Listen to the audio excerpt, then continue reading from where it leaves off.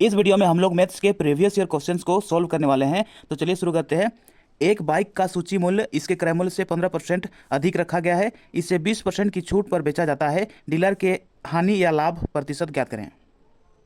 तो यहाँ पे 15% अधिक यानी कि 100 में से 15 जोड़ेंगे 115 गुने इसे 20% की छूट यानी कि 100 में से 20 घटाएंगे तो 80 बटे 100 माइनस 100। ठीक है, तो 10 से 10 काटेंगे, 5 दूना 10, एक बच्चा 5 15, 5 दिया 15। ठीक है, 5 दूने 10, ठीक, 2 चौका 8। अब 4 दिया 12 के 2 हासिल 1, 4 दूना 8 1 9 माइनस 100। तो यहाँ पे 92 के आगे प्लस है और 100 के आगे माइनस है, तो प्लस माइनस होता है माइनस, यानी कि 100 में से 92 घटाएंगे तो 8 बचेगा। ठीक है, लेकिन बड़ा संख्या है 100, इसके आगे वाला चिन्ह है माइनस, तो माइनस लगाएंगे यानी कि -8%।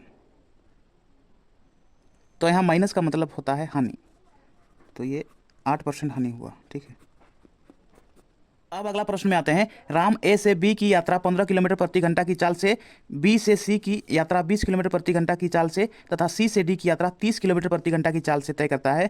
यदि ए बी बराबर बी सी बराबर सी डी तो राम की औसत चाल ज्ञात करें। तो यहाँ पे राम ए से बी की यात्रा 15 किलोमीटर प्रति घंटा की चाल से चलता है। ठीक है, बी से सी की यात्रा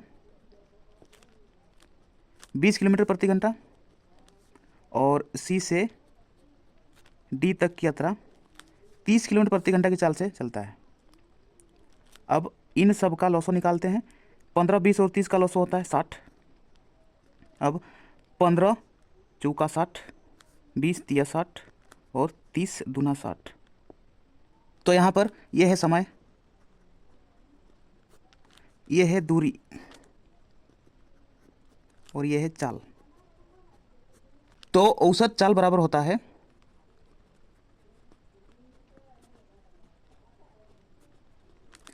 कुल दूरी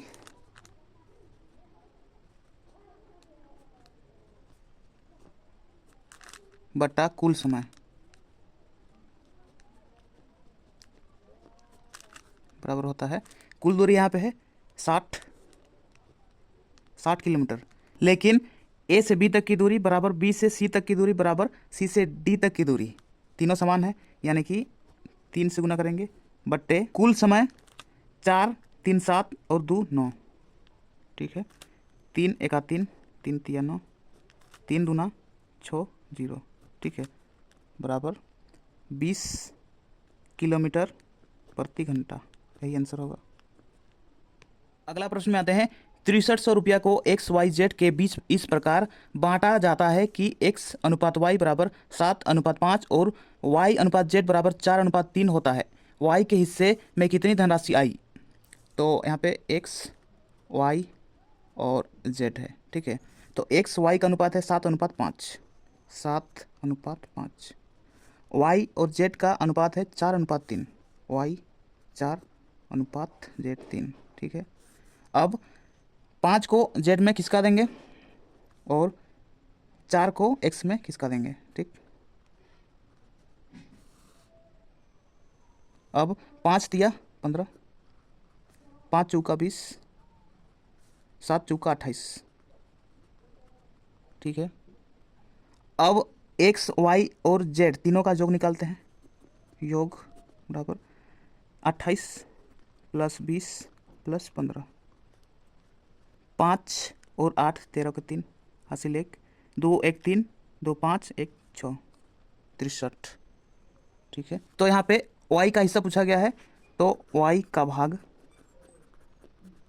होता है, y का मान कितना है 20 बटे कुल योग 63 गुने 6300, 63 एका 63 1 2 0। ठीक है, 20 और 100 को गुना करते हैं तो 2000 रुपया आंसर।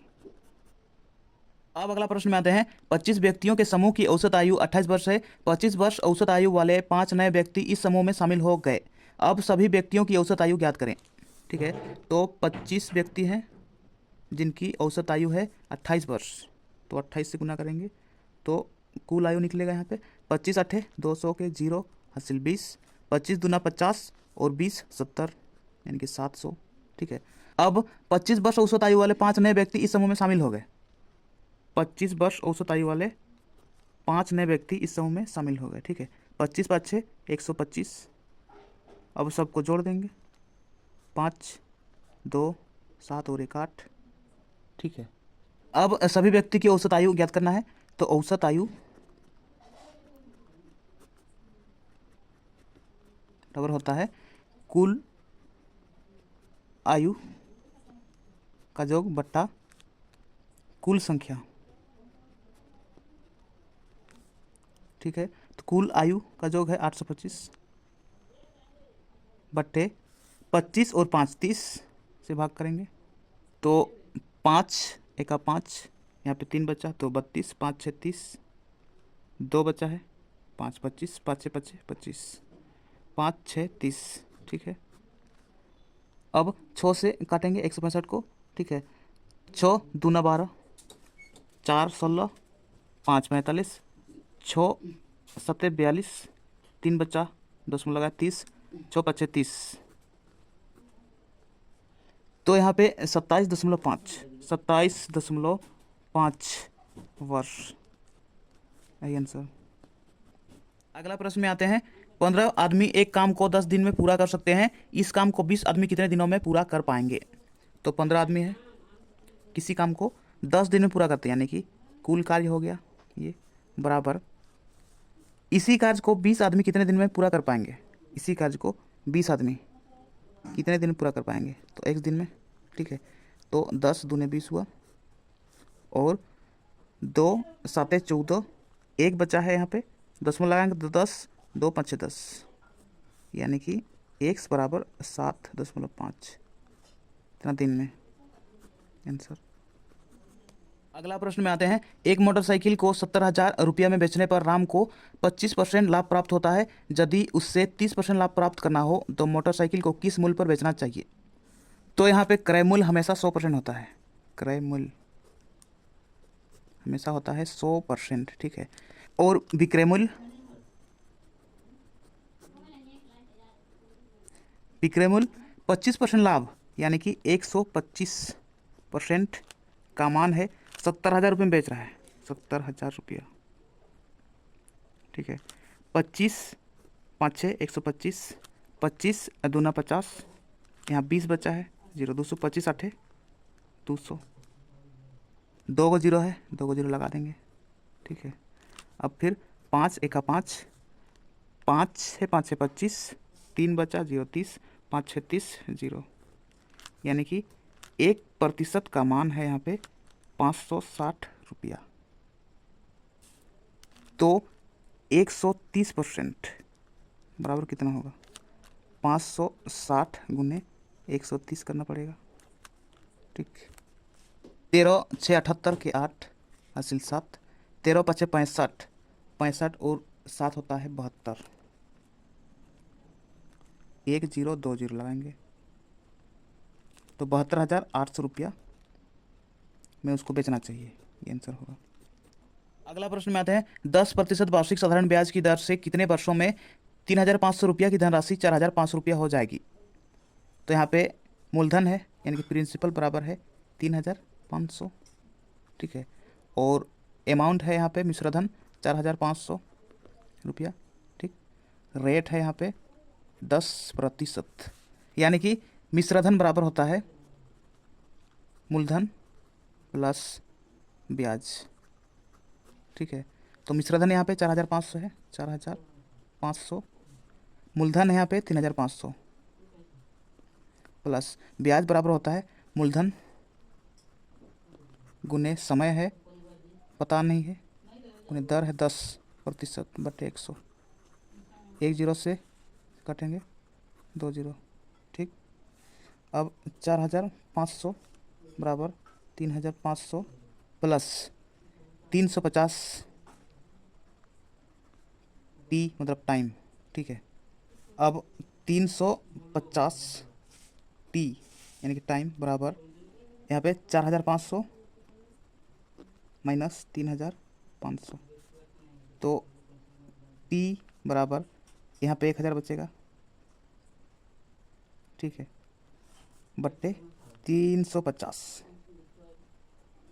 10 से 10 काटेंगे यहाँ पे, 5 दूना 10, 10, 5 7 35 कि 20/7 यानी कि 7 दूना 14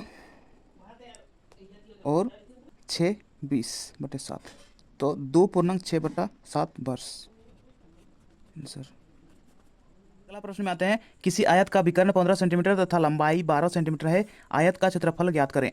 पहले तो आयत बनाएंगे यहाँ पे,